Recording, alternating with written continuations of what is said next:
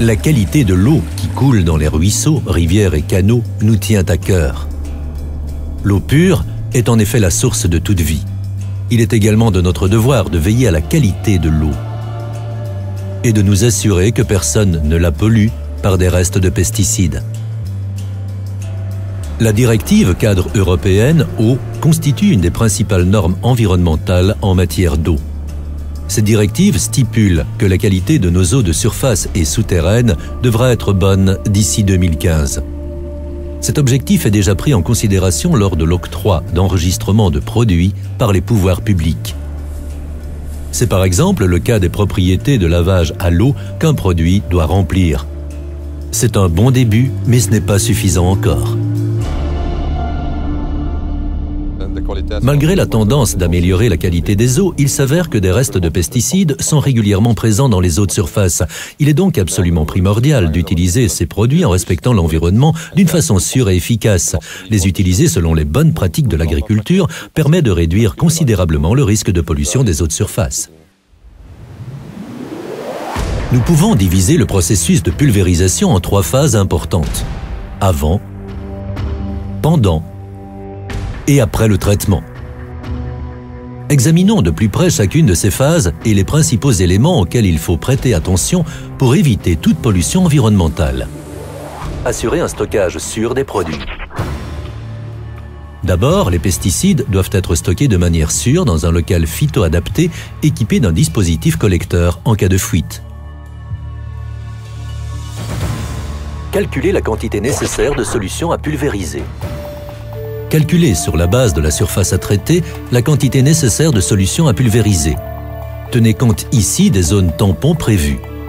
Si vous n'avez pas d'excédent de solution à pulvériser, vous ne perdrez pas de produit par la suite. Rincez minutieusement les emballages vides. Rincez les emballages vides 3 fois de façon minutieuse et ne jetez pas les bouchons ni les seaux afin qu'ils ne se retrouvent dans la nature. Ramenez les emballages vides à Phytophar Recover afin qu'ils puissent être détruits de façon sûre. Évitez de faire déborder la cuve de pulvérisation. Cela peut paraître logique, mais une quantité importante de produit va se retrouver sur le sol si vous laissez déborder la cuve de pulvérisation. À la première averse, ce produit pourra alors polluer indirectement les eaux de surface. Un retour dans les conduits de remplissage peut également entraîner une pollution directe. Remplacez à temps les conduits ou embouts qui fuient. Un conduit ou un embout qui fuit peut entraîner le gaspillage d'une quantité importante de solution de pulvérisation lors du transport de puits et vers le champ. Ce volume de produit se retrouve sur la chaussée et l'eau de pluie le rince vers le système d'égout et donc vers les eaux de surface.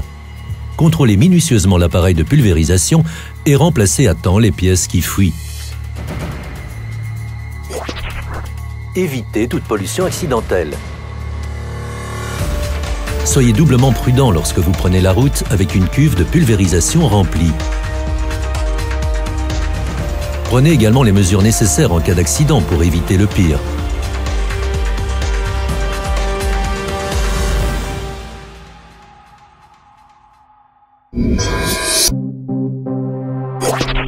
Respectez une zone tampon d'au moins 1 mètre.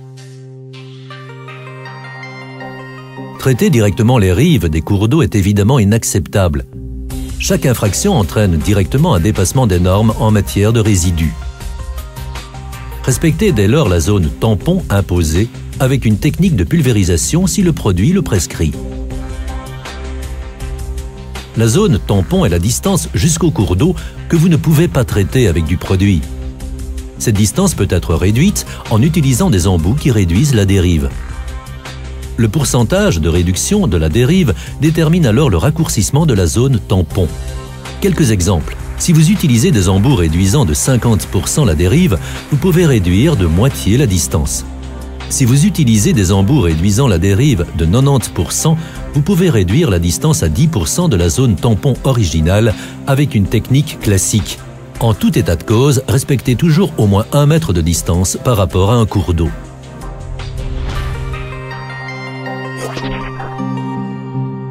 Évitez la dérive. Les produits peuvent également causer de la pollution par dérive. Cette dernière peut augmenter considérablement, en particulier lorsqu'il y a beaucoup de vent. Utiliser des embouts réduisant la dérive pour réduire sensiblement cet effet.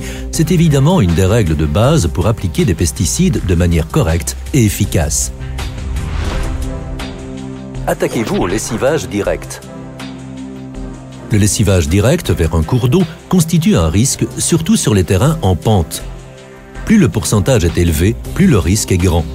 Nous connaissons tous le phénomène des coulées de boue dans les régions limoneuses. Après une grosse averse ou un orage, de la terre se retrouve dans les eaux de surface.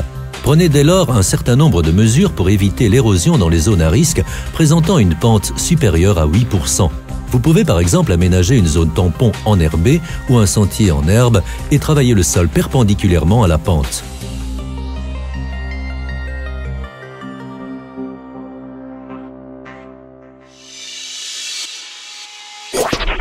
Traitez de manière sûre les eaux de rinçage et résiduelles.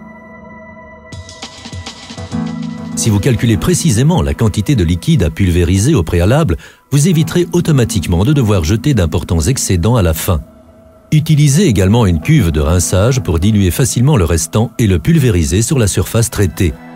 Ne vidangez jamais les eaux de rinçage ou résiduelles à l'égout. N'utilisez jamais des bassins de décantation ou des trous d'eau pour nettoyer votre cuve et éliminer le produit excédentaire. Cela peut paraître logique, mais les infractions à cette règle ne sont pas rares, avec toutes les conséquences que cela entraîne. Des projets intéressants sont en outre en cours de développement. Des installations telles que le phytobac, le biofiltre ou le biolite sont des systèmes permettant de collecter les eaux de rinçage et résiduelles et de les purifier de manière biologique. Le projet Sentinelle a également été lancé récemment. Ici, c'est un système mobile qui vient épurer l'eau résiduelle sur place. Nettoyez scrupuleusement l'appareil de pulvérisation.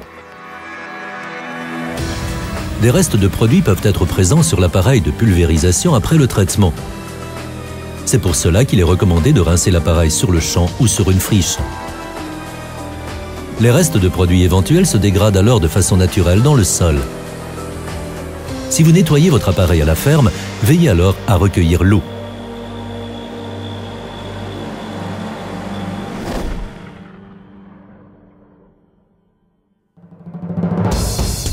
Nous venons de passer en revue les principales causes de pollution des eaux par les pesticides.